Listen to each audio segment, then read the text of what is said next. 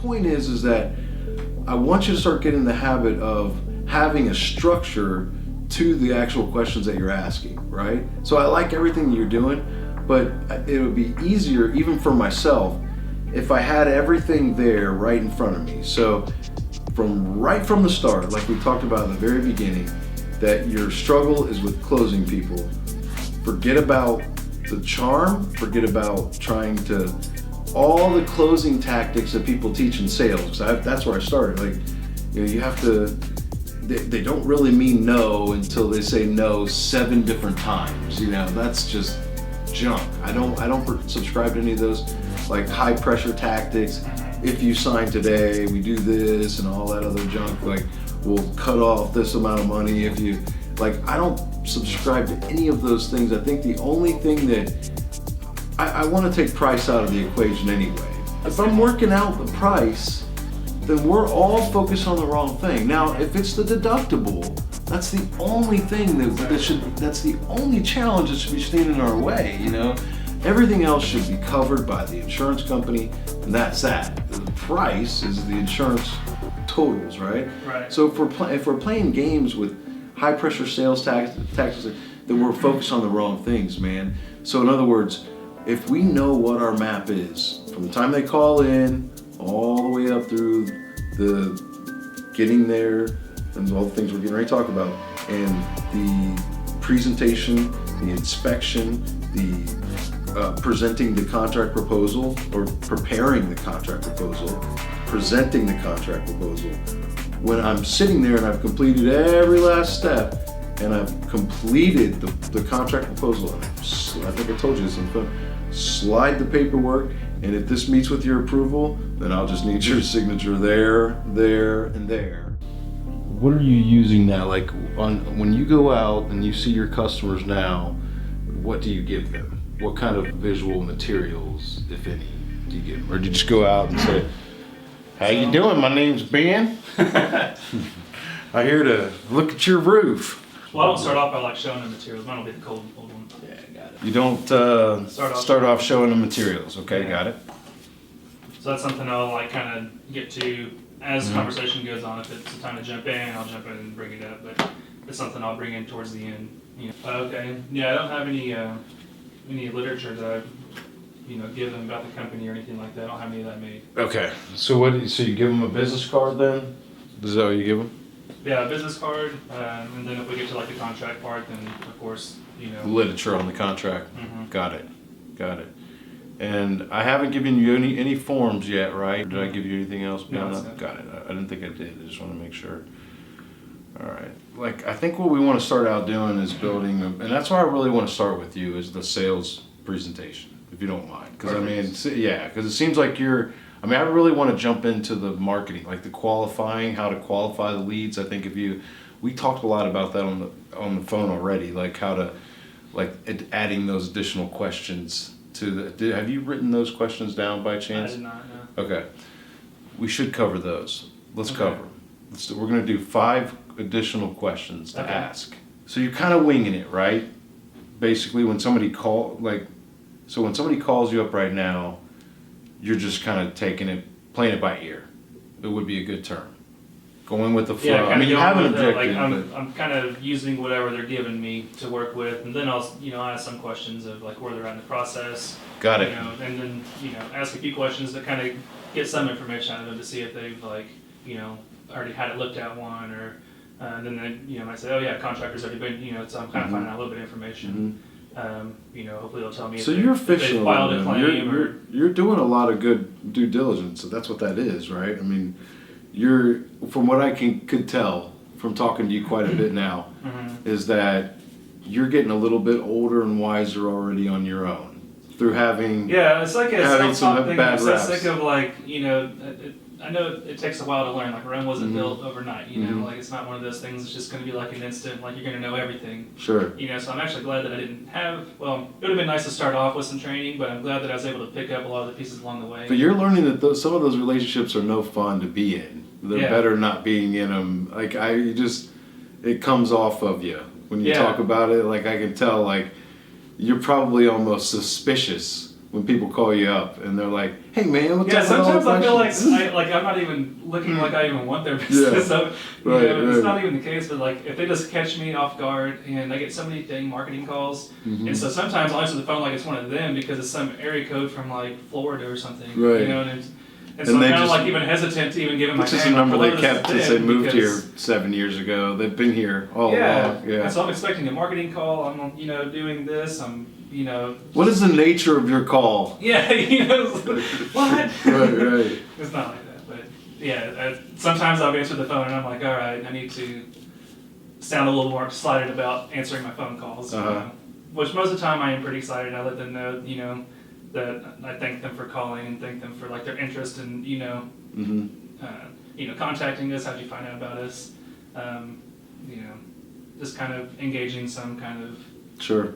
relationship and seeing where they're at, basically. And So you're doing that. So you're now, I assume, one of the first things that you do when they call you is you reach for a notebook, yeah. something to write down. Oh, Actually, all I right. reach for my. I'm like I go for my phone. Go ahead. Yeah, tell me what you do. I want to know your exact process of how you do that. Yeah, so if it's somebody just a cold call, and someone's contacting me through whatever source they got my number from, so I'm like immediately getting my phone and putting all their information in. And so I'll get kind of like a general idea of what they're needing, and if it looks like something I need to schedule, then I'll go ahead and start. He's like, well, let me go ahead and start by getting your first and last name. I'll get a good email from you, get your address, and that way I can get your information, locked and loaded, ready to go, and then we can move the schedule, later on once we're kind of like zeroing in on what Once we get to like days and times. Yeah. So how are you doing that? You're putting that into your phone? Yeah, so I'm going in my contacts and I just immediately While you're on the contact. phone? Yeah. You're using the earpiece?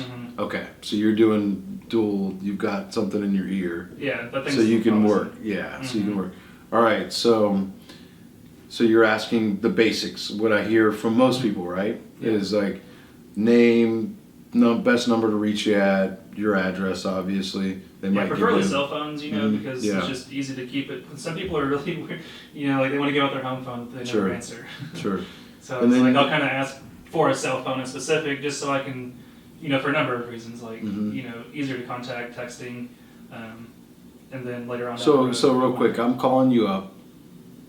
You answer, and what do you say? Hi, thanks for calling. This is Ben. How you doing? My name's Chad. I wanted to get an estimate for some roof damage. Okay, so you were. What kind of damage are you? What has happened? What damage has caused you to need an estimate?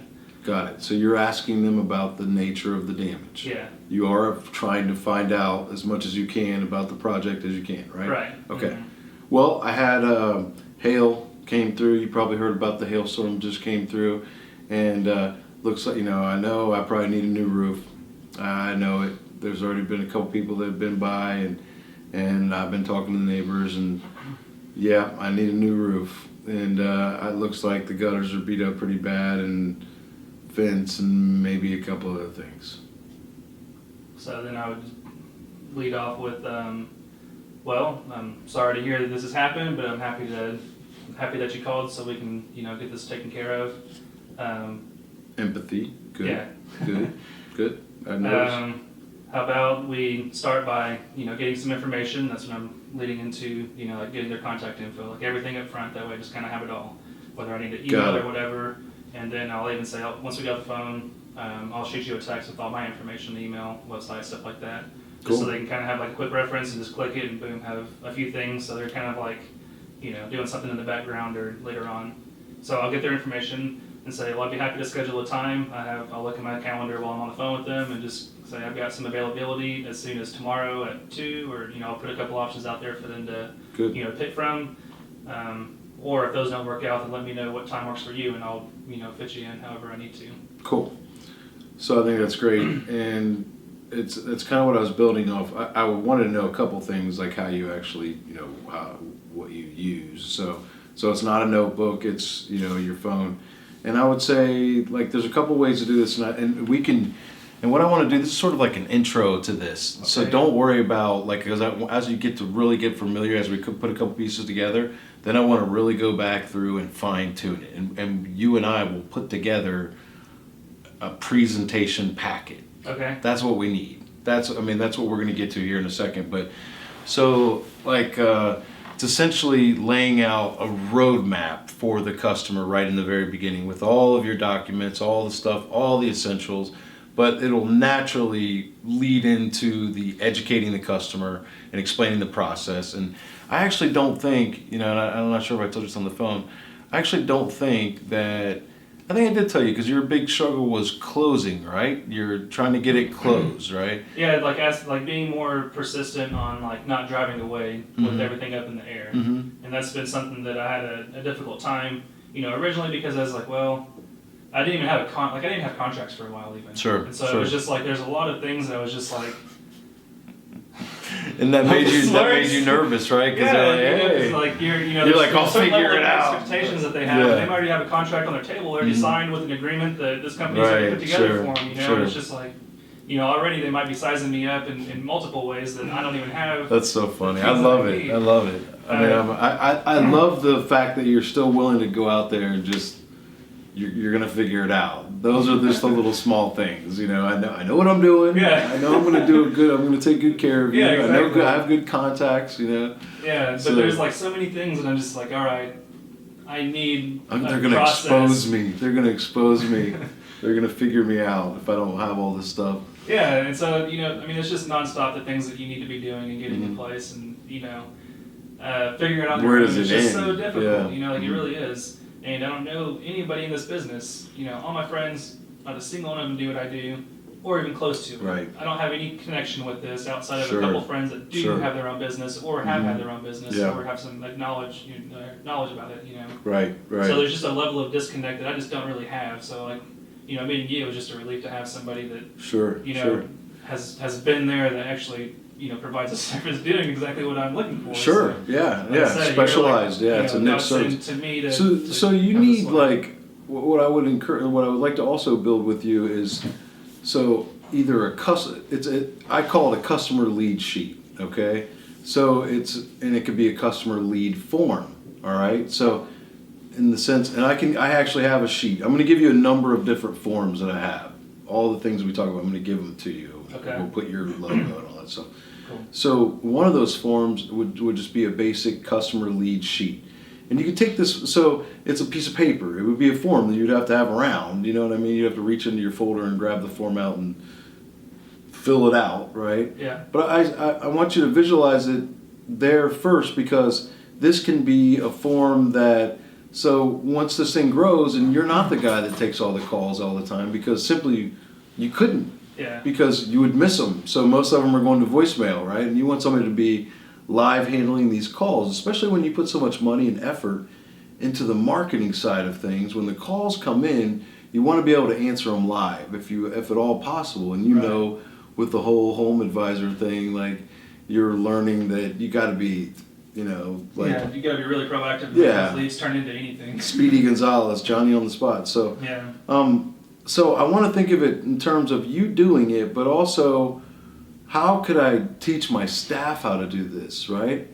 What staff? The staff that you're going to have, right? You need to be thinking about that right now. Yeah. Like anything you I've learn. been thinking about that because I have like someone that I could use and utilize. Pretty soon we're going to have a board that's going to have all the circles of all the positions, and you're going to start to think of those and as people. They're just not there yet. I mean, we could build this thing with positions, and the people just fill right in. And if you can think of it in terms of that, like a structure of these people do this. This opening, this needs to be filled. That's right. And then so when it doesn't work out, they're out, and then somebody else needs to go in and fill that position, right? I mean, it doesn't change your whole company. It doesn't change your philosophies and your fun. You know what I mean? I think that's where so many people make mistakes, is they just have a couple people and they go off of what those people kind of think is best, and then if they lose somebody, then they bring somebody else in. They kind of go off of what that guy kind of thinks, Yeah. It needs to be your system, Yeah. your way, Yeah. this is your baby, right?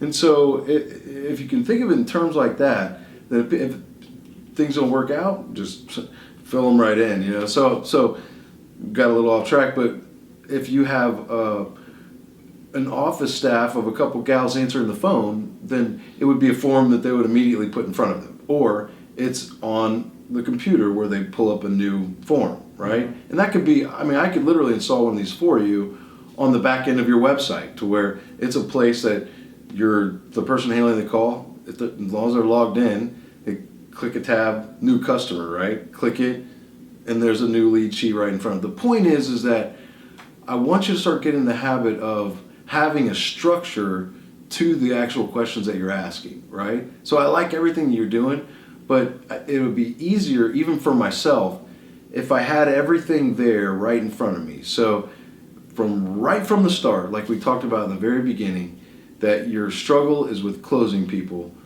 Forget about the charm, forget about trying to, all the closing tactics that people teach in sales, because that's where I started. Like, you have to, they don't really mean no until they say no 7 different times. That's just junk. I don't subscribe to any of those like high pressure tactics. Mm-hmm. If you sign today, we do this and all that other junk. Like, we'll cut off this amount of money if you, like, I don't subscribe to any of those things. I think the only thing that I want to take price out of the equation anyway, right from the get-go, right? Yeah. So if I'm set the price at what it is and move on, because if I'm you're not going to go back there. Period, unless if I'm working out the price, then we're all focused on the wrong thing. Now, if it's the deductible, that's the only thing that should be, that's the only challenge that should be standing in our way, Everything else should be covered by the insurance company, and that's that. The price is the insurance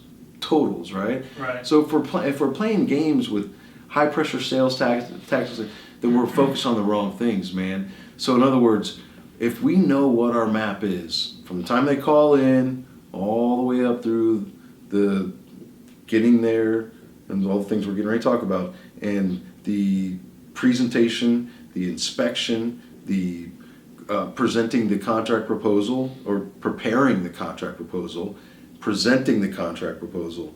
When I'm sitting there and I've completed every last step, and I've completed the contract proposal, and I think I told you this on the phone, slide the paperwork, and if this meets with your approval, then I'll just need your signature there, and there. I mean, I already date it for them. It's all set. Mm-hmm. Some people, like in high pressure sales, they'll say, like, literally, and that's, some of that, I guess, is Sales 101, is that you have everything all laid out and present to them, and literally all they have to do is sign. Like, you explain it.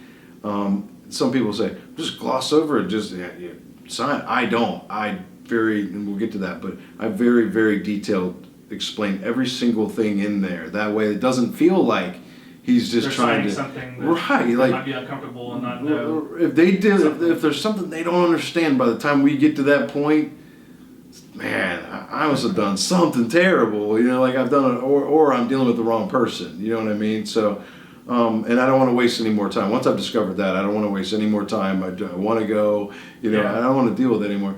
So, but if this all meets with and some people will say, and I slide it across, and the first one to speak loses, that's true. I will say all those things I'll concede, but they'll say, and I'll put the pen in their hand, and this, I don't like that. I think that's a little too much, right? So, but when I've gotten to that point and I've slid it across and I've said, if this meets with your approval, then I'll see your signature here, here, and here, and I'll lay the pen there and I'll slide it across and I'll sit back and I'll shut up.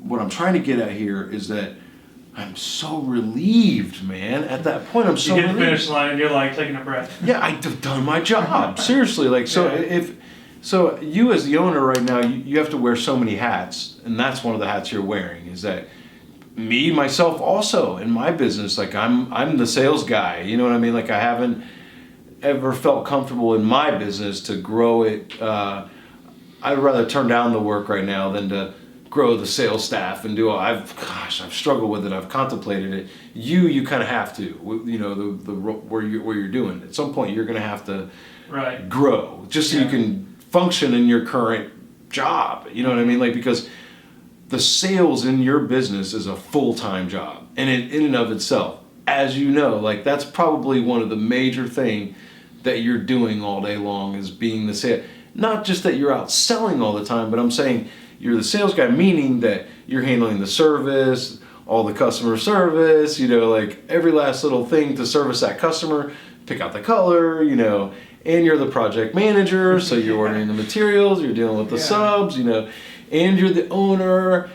All these things are different positions in a company. You know what I mean? Yes. So you're the admin staff that took the call. Like you're literally like a tennis player. Like, and you made the call. Right. I mean, take a second to pat yourself on the back. I mean, you made the call come in, right? So you're handling marketing. So at this point, congratulations. You know what I mean? Like you've handled the marketing, you've handled the admin, customer service, office manager type stuff, the estimate itself, the inspection, the customers, the presentation, so the sales, right, the project management, the ownership, the finances. We can keep on going, and up to this point, technically, the estimating and supplementing. That has been or hasn't been. You've handled it. Like you've been doing your own form of. Your estimates, you've been making it happen. You've been getting additional money coming in somehow on a lot of these things. So you've been doing it. And then many other roles, I'm sure, that goes along with everything you're doing. So if we can think of this in terms of, back to the original thing, if we can think of this in terms of, eventually we're going to have the sales rep, right? And so everything we're going to talk about now is about that sales rep position, which is so vital, right? That's the front end. That's who gets to decide who we marry every day, because that's what it's like. It's like a marriage with these customers. Yeah. Some of them you're like building a personal relationship. Yes. And sometimes it's just like they'll even get really personal. And, you're talking about like personal things, and it's just like, I don't want to write that line because I want to keep it professional, but at the same time, right. It's just like some of them I connect with, and we actually build a little, friendship. Or Sure. But and that's part of what I'm going to get into in a second too, is the friendship aspect of it. Gotta want to leave room for like expectations from our relationship, for growing sure. a little bit, and as like a friendship to where I want to keep that professional. So wait, you're going to charge me? Ben, I thought we were cool, man. Hold on a second. So, all right. So I've never had that response, but like in my mind, I'm thinking these things, because you're constantly analyzing every position, every single second of your day. You're like thinking, what am I going to do on this time to? Sure. And you're trying to improve it and do better and eliminate waste, right? Yeah. So the marketing part. I mean the qualifying of it. So the call comes in. So I want you to think in terms of someday it's going to be somebody else doing this, right? And so I think as it grows, you need to have this on a form on your site so that the rep can just pull it up, but everything is there. So and you can make it so that certain things are required with the asterisk next to it. So there's no option to submit an incomplete form, whereas in the written form. Oh, like on my site? Yeah. Right, exactly. So like you can't move on until you get what you need. You can't do it. So, and some of them you got some discretion, but some of the stuff we need, So much in that way, that's the way you want to think of it. That thing that you fill out is called a form. That's a form. And that's what I mean. I'm glad that you've seen that, because if you have it in a form, then it can be required. Now, if in the written form, if it's in a sheet in the office that you'll have, right? Right now it's not, it's a virtual office, right? Mm-hmm. But you can picture an office type environment, and if you're old school and not using that technology, which I would recommend, then you're using forms of some, like in the paper form, right? Yeah. So they would grab another one. Oh, where's the forms at? Yeah, see, that's why I don't grab my notepad anymore. It's just because I'm so sick of having my You're trying to go paperless, right? On, Good. That's the first step. I lose everything. Well, even with, do you use QuickBooks or anything like that? I write checks for some too, so some suppliers I won't get into this too much now, but how are you doing your accounting? Are you just keeping a check register? Are you using QuickBooks? Do you have a CPA? Are you over your head? Are you writing stuff down over here and writing stuff down over here? And I think it's about this. I mean, just like on a day-to-day basis, how are you keeping track of your job expenses? And like on this job, I know I spent this amount and in labor, and I spent this amount in materials, and total expenses this amount, total profit this amount, total job this amount. Yeah, I don't break it down like that. I used Okay. to, just because I was like really curious and anxious to see like what it is, you know. You But just roll, and if it feels good, if but there's I, money but in it. I can like do it pretty quickly. I'll grab a calculator and I'll just basically do materials and labor. Mhm. You know, and then I know what my bottom line is, and then after that, it's just all profit from there. So it's just how much is there going to be added to it. Got it. So are you writing anything down? Like, how are you keeping track of it all? Yeah, so Or are you just sort of adding it up in your head? So all my labor. And just so you know, don't at all be embarrassed with me. You know what I mean? Like, Yeah. because I gotta be able to help you. So if Yeah, it's, no, that's how if I keep it's- track of yeah. how I pay. Like my I labor. won't judge you at all, brother, because I am so impressed. Just so you know, I'm so impressed at where you're at so far without having any kind of guidance. You know what I mean? Like, it reminds me of myself, because I didn't either, man. I had nobody. I mean, I went to work for roofing companies, and what I could quickly see is that they didn't know what they were doing. Like, they didn't know what the software was and the pricing and all that stuff. And so, I mean, I had kind of that going for me, I guess, but I didn't know what a ridge or a hip was or eave, rake. Oh, man, they tried to explain that to me. I had a little training course they put me through. It was all over my head, dude. They tried to, there was no eagle view. So you had to figure out how to measure everything, these roofs, and that was just, I never ever got that. Never. I mean, I tried to avoid having to actually be put on the spot to where they needed measurements from me. Yeah. So when Eagle View came, it was like, oh man. I mean, I eventually got it later, but I mean, when I was just a sales guy, I didn't know that stuff at all. I mean, I was so just going by the seat of my pants. Like, I can't believe actually that I stuck with it. Only because I was so just confused, you know? Like, when you have that confusion and that great feeling, it's hard to stick with something because Yeah, it is. you're not that, you know, if you're in the dark, then it's hard to have success with it. It's, you know, Yeah, it's hard to portray that you're not in the dark if you are in the dark. and they ask you questions, and how does this work and this work? Yeah, good question. Well, typically, you know, I'm gonna check on that for you. It's like, well, you know, so I think you want to have that form, and so until you have it on a site, then we got to do a paper form, okay? So to start with you, to get into the habit of making sure, starting with that form, that all of the steps are completed, so that you don't have to think about it anymore at all. Man, I hope I sell this. I mean, you'll be sitting there you know, would be nice to close this one, right? I hope I get this one because this would be a great job. You know? As soon as I pull up, I'm thinking. Yeah, right. It's like man. I need a couple right here. Yeah, and then they go and they take you in the back, and there's one leak in the back overhanging over the patio. Nothing else is wrong. You know, like darn. You know. So watch. That's what you get. No, but you're allowed to do that, but start to think in terms of I just have to complete a job, right? Yeah. So it's hard not to do, like even when you're an independent sales guy, it's hard to think about just completing a job. Everything's commission based, so you're trying to figure out how to sell it. Yeah, for sure. And I know it, like I get what you mean on that too. And like when I pull up, I think that when I meet them, it goes away. It It literally disappears. Yeah. And then like when I'm driving away again, I'm like, I hope that works out. That'd be a good job, you know. But I think if you can start to train your mind about, I'm gonna go and I'm gonna complete all, like every job, every single customer is a fresh slate. It's a new game, right? It's like I didn't lose anything, I didn't make any mistakes yet, you know. So you think like I want to leave it all out on the field when I do drive away. I want to feel like, man, I did good on that one. You know, whether I sold it or not, because if I did, then it'll probably come through. You know what I mean? Yeah. But wow. I was in my zone on that one, man. Yeah. I just like in basketball, I was hitting everything. Everything I was throwing up was just bam. Every question they were asking me, I was just nailing it, you know, feeling good, you know.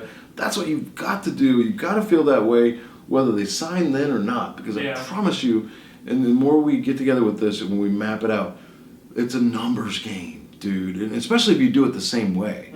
Repetition, right? Yeah, and I like Repetition, that. That's the kind of systems that I want to Free be in place throws. to where I know what to do when I'm at this point. The next step is this, next step is that. Yep. You know, that's stuff that I It's need. all free throws, man. You know, like the more shots I take, the more I make. I can't make them all. There's no way I can make them all. Mm-hmm. But the more I That's practice, the more I'm going to get better, and my percentage is going to go up. You know, and so and the better I'm going to get better at free throws through repetition, repetition. So you're going to be doing, you're going to be hitting these things hard over and over and over, and the more you do them, the better you're going to do, and so. It doesn't matter if you sell them or not. You know what I mean? It does matter in the sense that if you're not in the right place to begin with, if you're not with the right client, then it's going to anger you if you did a great job going all the way through it. Because you're like, dude, I mean, the only way to deal with that is like, okay, I needed the practice, you know. Yeah. I just completely wasted 5 hours of my time, or 2 hours or whatever it was. Gosh, I wish I would have known.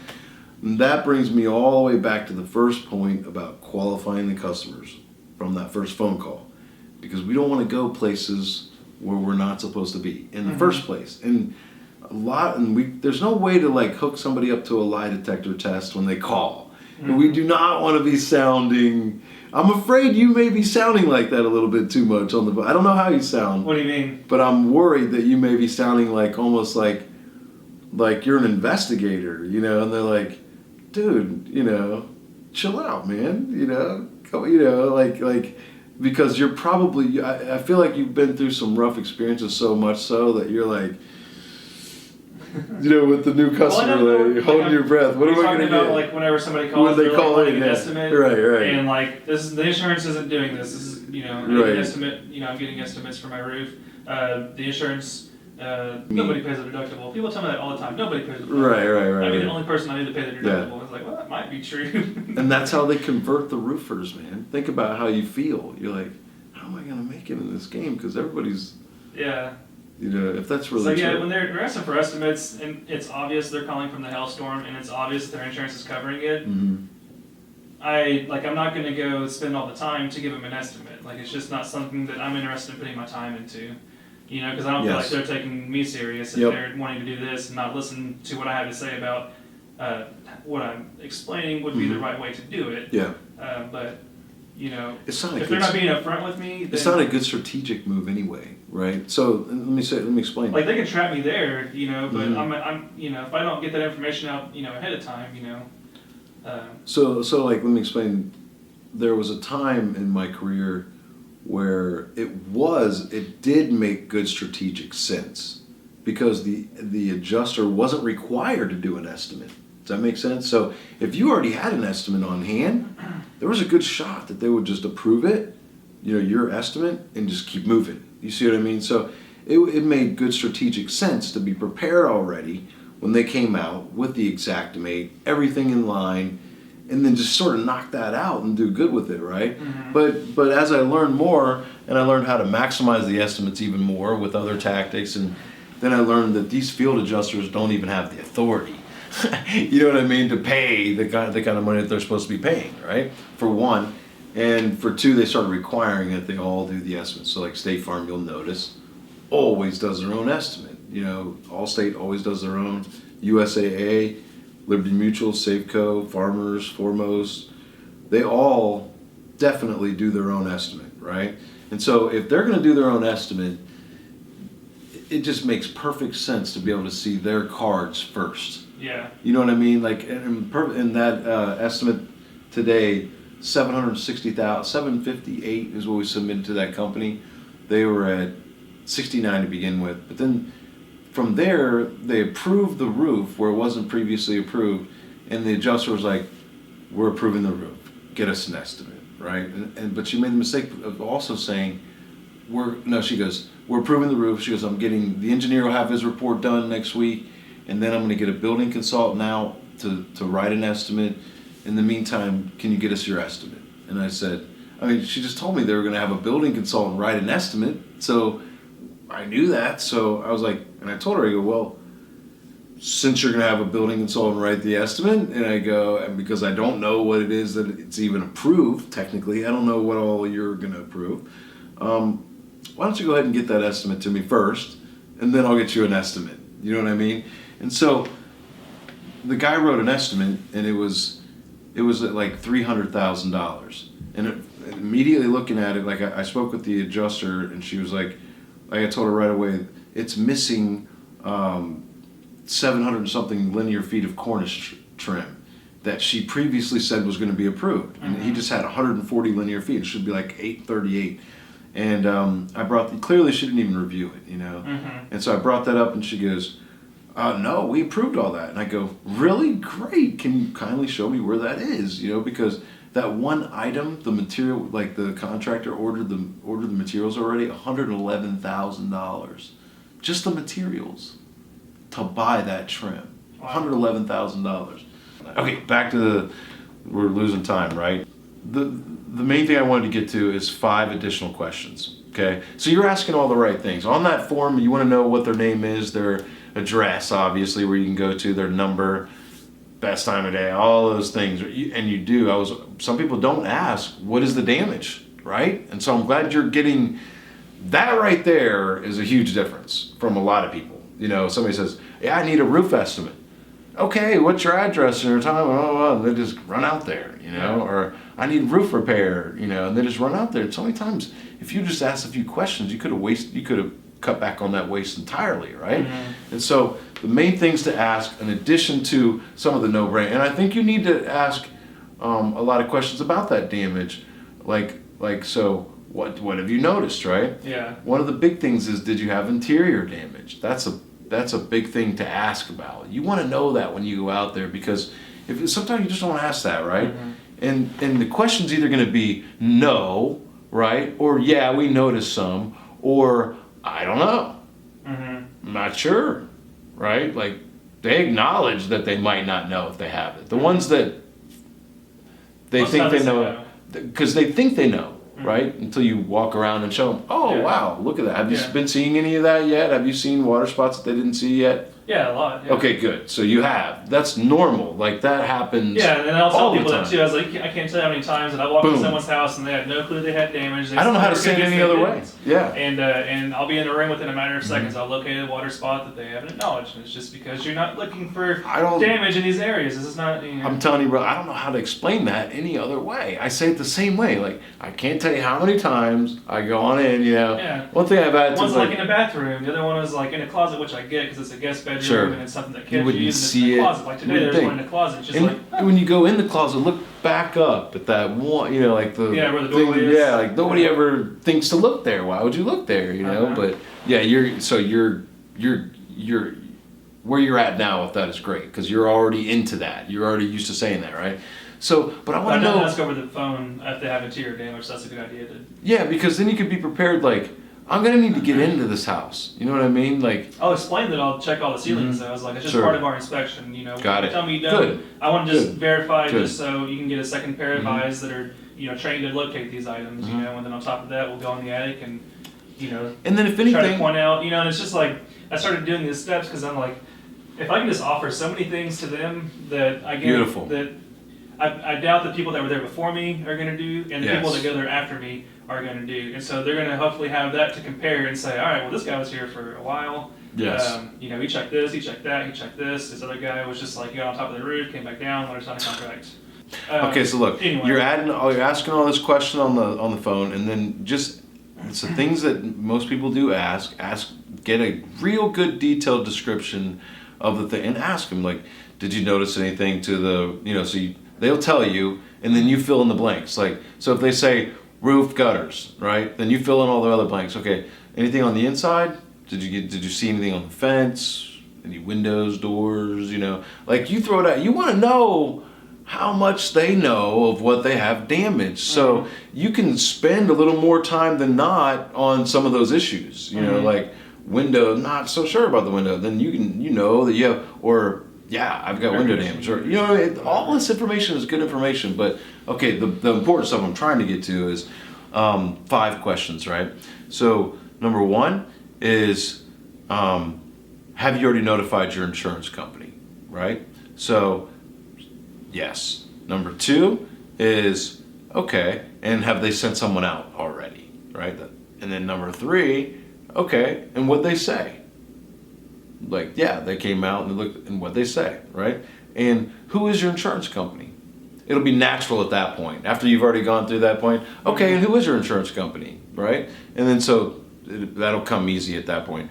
And then beyond that, after you've covered all those things before you go is, okay, and one final question is, when are you looking to have the project completed? Boom, like that, like, you know, Oleg was at a deal the other day where the guy's like, well, I'm not looking, after he went through the whole thing, spent hours and the, you know, and nailed it, by the way. Like the guy he explained it to me where there was a guy coming while he was there, another contractor, and the guy's like, I have to go meet with this other guy, but can you stick around until after he's gone? You know, I want to talk to you some more. Like, he nailed it that good. Yeah. And yeah, I kind of always like hover. That's like, weird, right? Yeah. But he said that guy was like, he was in and out. Like, it seemed like they're expecting it. That other guy was in and out. He was like, bam, bam, and Oleg had already been there for a long time, doing it right, you know. And then but then to come to find out that he's probably still hire him, but he's not going to do it for another couple months, you know. So that's where I think we need to work on the whole. Okay, that's fine, but yeah, I think that's a great idea. But we've got to tarp it in, because then you're communicating that there's good potential to be doing it with them too. You know where you're at on how much to put into this now, or is this something that if your schedule's busy today, like your day to day, right? Yeah. Which ones could I sacrifice here to free up time for the higher value target that is more like he's ready? Yeah, and I don't want to lose that guy to the door knocker. Yeah. But if I have to lose this guy, he's not ready to go for another couple months now. And I don't want to lose him either, but I got to do now. A couple months to get that straightened out. Right. So you can kind of, with him, maybe you could be, you know, like have a great, fruitful conversation and maybe even have a quick meeting with him, do a quick check or whatever, but like call me when you're ready. You know what I mean? I am an advocate that you think you're not ready, right? And maybe you're not, but I want to encourage you to go ahead and be ready now, because if you're not, you have an obligation. You may check his, don't take it from me. Like, don't take my word for it. You may call your agent to see, I think it's about a 99% shot, but you might call him to see, okay, don't take my word for it, but I think you have the obligation to mitigate all the damages yourself. Meaning that if you have any kind of damage that hits your home, the first thing you have to do is stop the bleeding. And when I looked up coming up, I didn't see any bleeding being stopped, meaning I don't see any protection up there. I don't see any tarp. I don't see anything like that up there. This is when you're already at the house? Yeah, when I'm out there. Yeah, for sure when I'm out there. Like, so, I mean, if that comes up, maybe it didn't come up on the call. Maybe it's, well, the answer to that question, well, when are you looking to have the project completed? Well, you know, as soon as possible. Or, well, so when they call and when ask the these insurance 5 questions first? Yeah, I want to ask them on the phone, you know, and they're not going to tell you the whole complete story, but they will be, those just little extra questions will think about one place that you went to you're not supposed to be at, and how much time you spent getting there, depending on where it was at. And I think now that's one of the reasons that you're qualifying, but also it should open up a dialogue. Like if you're focusing on the insurance side of things, one, it paints a picture that you're familiar with this, right? So you have a feel for this. Yeah. You know the kind of questions to ask. This is their first time. They don't know what to expect. Sure. And so they need some guidance. That's right. If you call the doctor's office to book an appointment, do you dictate how that call goes? Not at all, right? I mean, you just kind of call them and say, the reason why I'm calling is... Yeah. And then you expect them to literally lead you through the process, including, by the way, when you get to the office, and they literally lead you at the doctor's the worst. Like, they almost take you by the hand, you know, and, okay, go over here, and then, okay, go over here, move into this room, and let's get you weighed. You know, you're literally like a puppy, like, okay, just go wherever they tell you to go. You don't even think about it, you know? Yeah. So it's kind of like, you kind of have to think of it in those terms. They called, you're in charge. Yeah. They called you. You didn't call them. You didn't cold call them. They need you. You don't need them, right? I mean, you need your customers, right? But you don't need this one.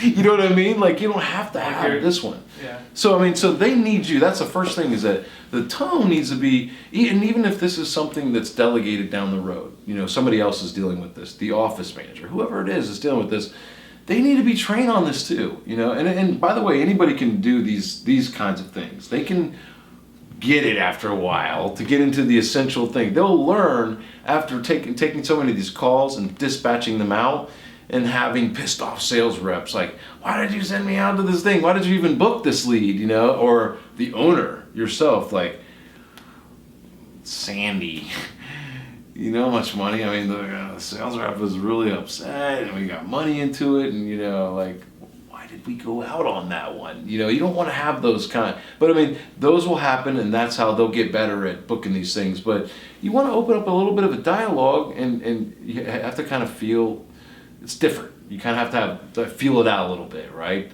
To go with the flow of the conversation like you are doing. But through these questions, you want to look for openings, you know, let's describe for them how this normally works, right? So now if the adjuster didn't come out, then we have to explain to them how these things work. Okay, well, we can do everything for you except for filing the claim, right? But after that, we can do everything for them. And then you want to kind of explain for them what your services are like. But what I'm really getting to more than anything here is we must find an opening for them to know that our price is the total amount of the insurance proceeds, right? That we do an estimate, the best estimate you've ever seen, by the way, but it's different. We work with the insurance company we use the same estimate, so it's hard to bring all that out and to convey that and explain it in a 5-minute phone call, nor should you try to. Yeah. But you want to try to get some of the, because then nobody will sit with you unless you are there for a couple hours. If you have the time and someone calls you and a call turns out to be 2 hours long, that might not be a bad thing. You know what I mean? I mean, so don't feel bad about it. I mean, it'd be harder for a girl in the office, but don't try to rush her.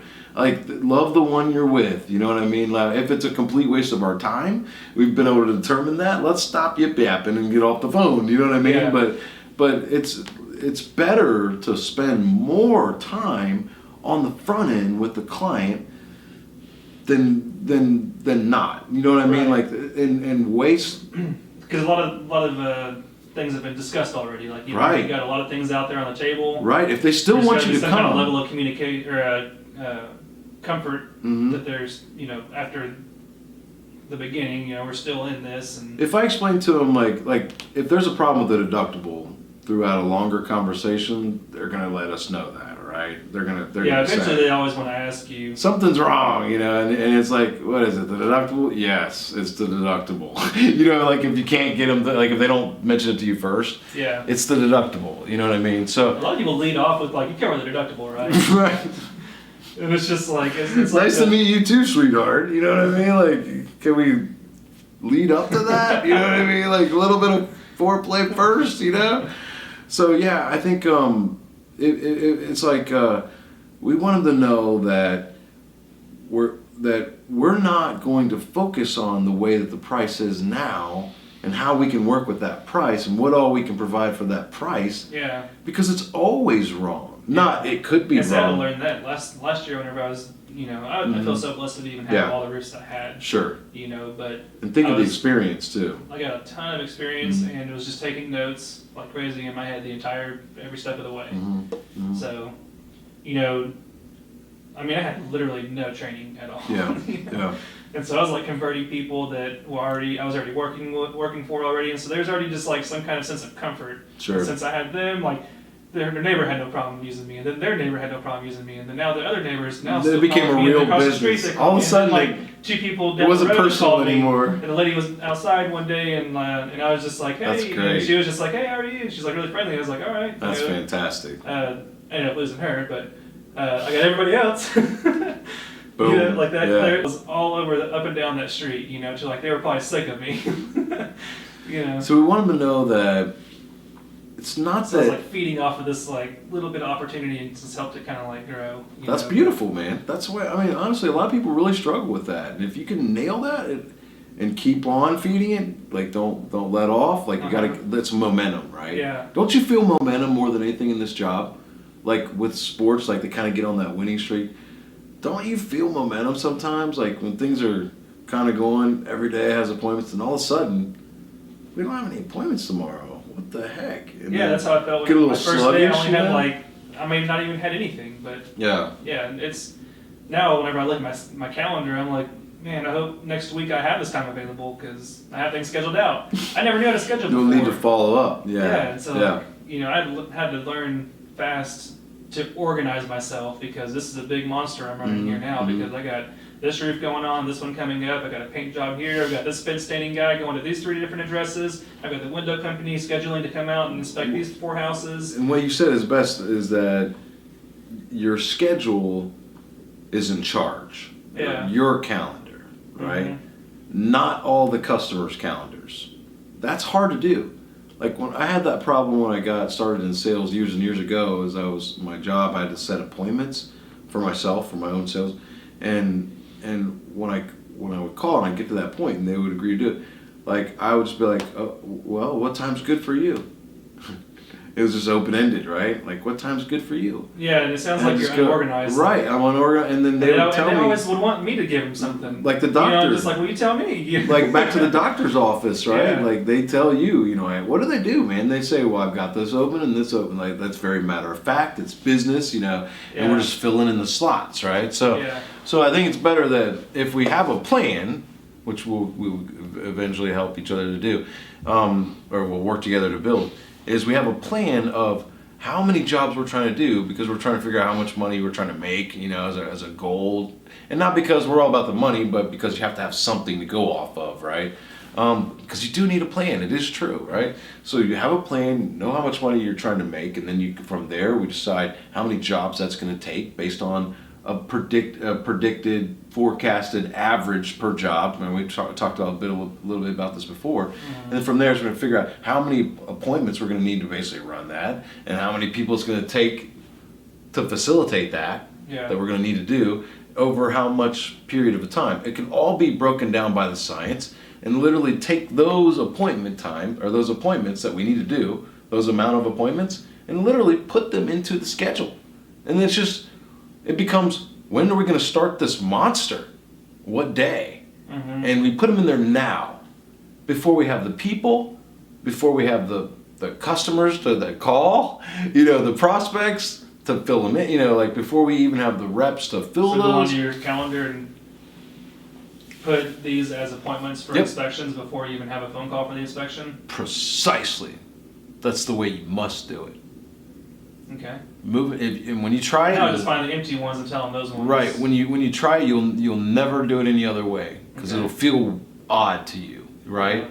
And when you're going, I see it right now. I think this time next week, you'll do that, and they'll all be filled up, right? So you look at them now, and you can maybe say APPT something, you know, like open slot or something if it's open. You can do colors for the ones that are, you know, Google Calendar is what I use. There's a lot of things you can do.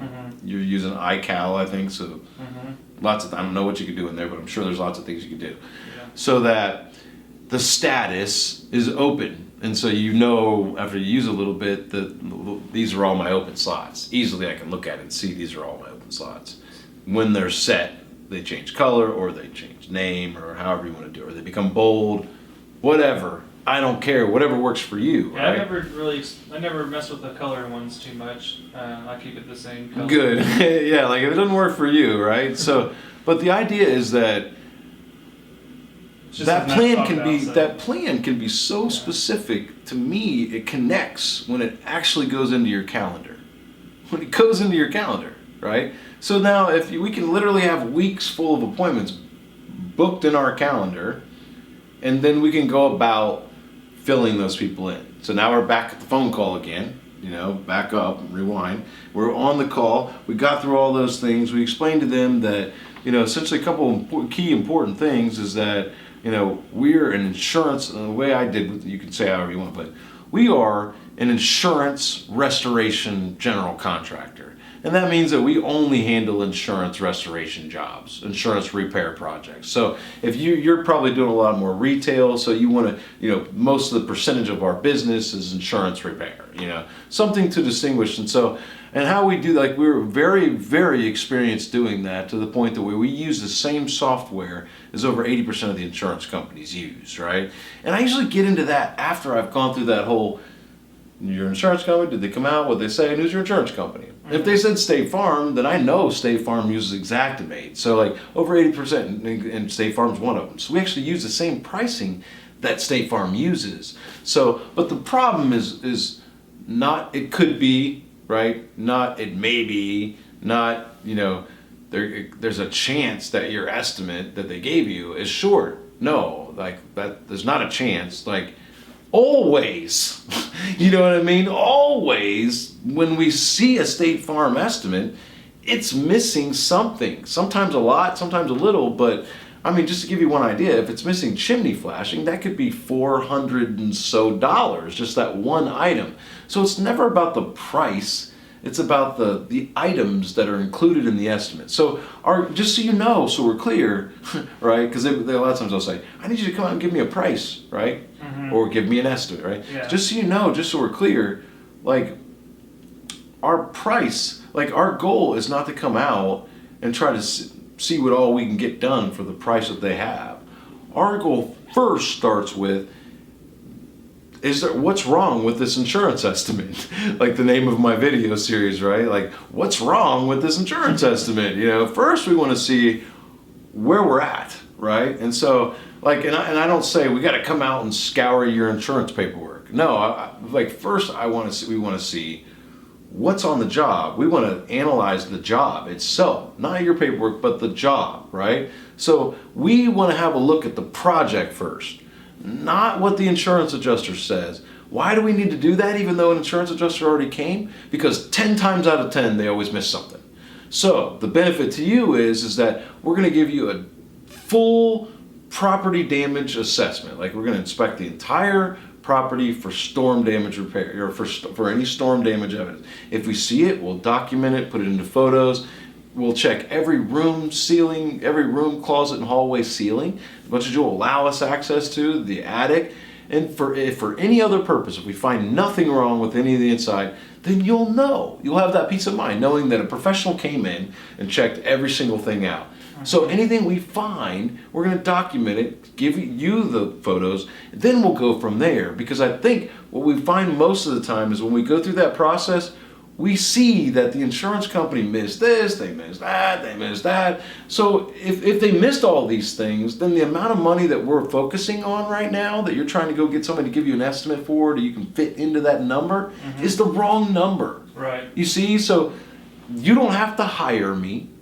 All this is free stuff. Like, I'm going to come out and do the inspection for free. I'm going to do the stuff for free, right? So I'm going to give you the photos. So if you decide you don't like me or whatever it is, or you want to hire somebody else, there's no charge for any of that. There's no obligation. You can take that, and then at least you'll have some ammo that when you go on, and whoever you do pick to go with, you'll know whether to keep them honest. You know what I mean? And you'll also have the info that might help that contractor.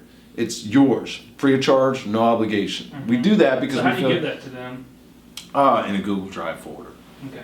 I need help setting up a Google Drive folder. I know you do. I know that's part of our curriculum, so I'll help you out with it. You don't notice. No, you mentioned that before. I'm going to get you totally set up with that, dude. Cool. So, to where you'll be familiar with that and other products, that integrates with that. But yeah, man, I'm a sponge ready to do. So all this.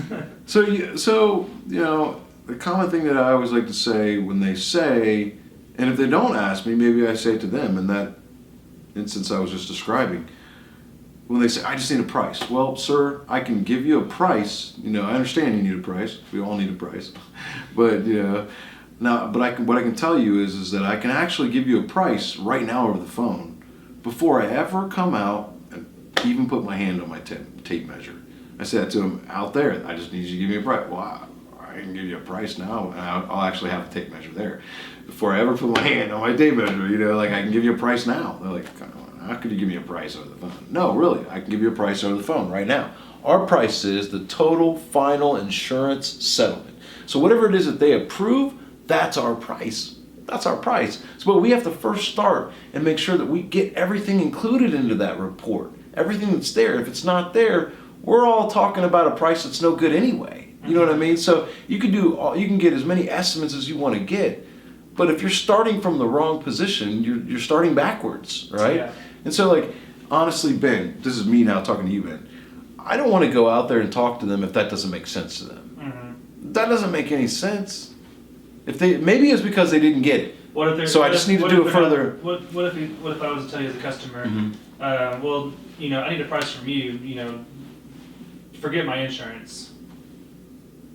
What's your response? I don't work that way. That's a good answer.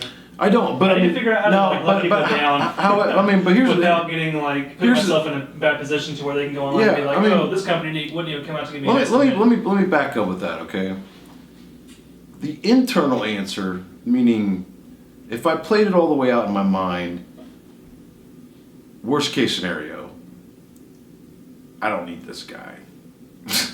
I'm okay. You know what I mean? Like, I don't care how expensive his job is or how high end it is or how many referrals he can get me or whatever, right? I'm okay if I don't have this guy. So I have to start there, right? Yeah. So inside, I'm willing to lose it. I'm willing to walk right away, right? Gotta start right there, right?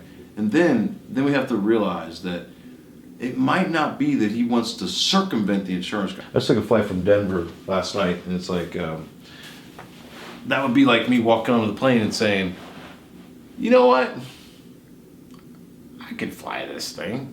You know what I mean? Like, are we serious, dude? I mean, sometimes we just have to get real and stop and realize you are the better man for the job. They're not. Like, who made them all of a sudden qualified to all of a sudden be an insurance restoration general contractor, or to all of a sudden be qualified to deal with the mortgage company? Like, we were talking about the mortgage stuff. Mm-hmm. How did they get there all of a sudden? Like, you and me, brother, are still striving every day to get better and to be able to do that job well. How did they do it with literally no experience? Just showed up like, all right, we can get started now. You know what I mean? Like, let's just get real for a second. So if we can't get them out of that, like, so I think one thing you got to be able to adapt to any environment, any scenario, any personality. You got to be able to look through their eyes and see, what is it they're thinking? Like, how are they looking at it? What's their angle? What's their viewpoint? How are they seeing this?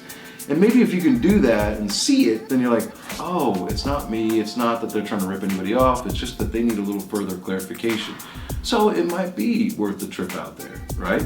So run through it. Okay, what all damages do you have? Blah, blah, blah. I mean, just try to do as much as you can, educate them as much as you can, but maybe not go all the way on the phone, because if you lose them, then you're not there in person having that interaction with them, right? And so if you're there doing it, maybe you can break through to them. And maybe usually a time when the light bulb goes off in the meeting, and they're like, oh, I get it. At that moment, they're rooting for you to get everything now. Hold on, did you check this? Like, they're pointing, did you see this crack? No, man, I can see that's not storm day. Like, they want everything to go on there all the time, Like, I don't know if that thing, but. Yeah, it's hard to look people in the eye when they're, like, pointing out stuff that you're like, nothing to do with nothing.